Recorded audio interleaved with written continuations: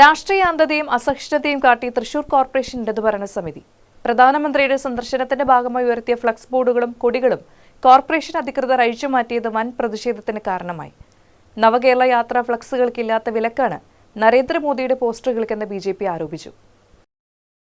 തൃശൂർ സ്വരാജ് റൗണ്ടിലെ ബോർഡുകളും കൊടികളുമാണ് അധികൃതർ ഇന്ന് രാവിലെ അഴിച്ചുമാറ്റിയത്. ജനുവരി 3-ന് പ്രധാനമന്ത്രി നരേന്ദ്രമോദി തൃശൂരിൽ എത്തുന്നതിന്റെ ഭാഗമായിരുന്നു ബോർഡുകൾ സ്ഥാപിച്ചത്. ഇതറിഞ്ഞ പ്രവർത്തകർ ഓടിയെത്തി നീക്കം തടഞ്ഞു. ബിജെപി ജില്ലാ പ്രസിഡന്റ് അനീഷ് കുമാർ അടക്കമുള്ള നേതാക്കൾ സ്ഥലത്തെത്തി. പ്രധാനമന്ത്രിയുടെ ഫ്ലെക്സ് ബോർഡുകൾ നീക്കം ചെയ്യാൻ തൃശൂർ കോർപ്പറേഷൻ എടുത്ത തീരുമാനം ധിക്കാരപരവും അസഹിഷ്ണുത നിറഞ്ഞതുമാണെന്ന് പ്രസിഡന്റ് അനീഷ് കുമാർ കുറ്റപ്പെടുത്തി. നവകേരള സദസ്സ് കഴിഞ്ഞ് 10 ദിവസത്തോളം അപകടകരമായിട്ടുള്ള രീതിയിൽ ഈ ബോർഡുകൾ ഇവിടെ നിന്നു. ഒരു ഉദ്യോഗസ്ഥന് ഇടപെട്ടില്ല, ഒരു മേയർ ഇടപെട്ടില്ല, ഒരു തരത്തിലുള്ള പ്രശ്നം ഉണ്ടായില്ല. ഇപ്പൊ കഴിഞ്ഞ ദിവസം INTUCന്റെ സംസ്ഥാന സമ്മേളനം കഴിഞ്ഞു. വ്യാപകമായിട്ട് നഗരത്തിൽ ബോർഡുകൾ വെച്ചു. ഇന്നും ആ ബോർഡുകൾ നിൽക്കുന്നുണ്ട്, അപകടകരമായിട്ടുള്ള സ്ഥിതിയിൽ നിൽക്കുന്നുണ്ട്.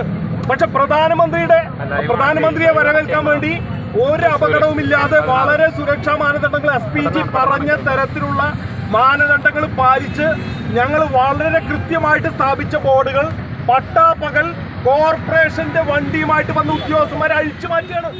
മുഖ്യമന്ത്രി പിണറായി വിജയന്റെ നവകേരള സദസ്സിന്റെ ബോർഡുകളും തുടർന്ന് INTUC സംസ്ഥാന സമ്മേളനത്തിന്റെ ബോർഡുകളും മറ്റു നഗരത്തിലുണ്ടായിട്ടും BJPയുടെ ബോർഡുകൾ മാത്രം മാറ്റാൻ തൃശൂർ കോർപ്പറേഷൻ ഉത്തരവിട്ടത് തികഞ്ഞ തെമ്മാടിത്തം തന്നെയാണെന്ന് BJP ജില്ലാ പ്രസിഡന്റ് പറഞ്ഞു.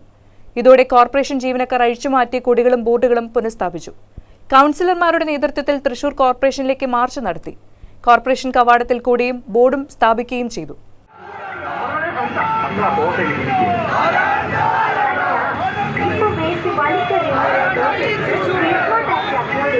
നിർദ്ദേശം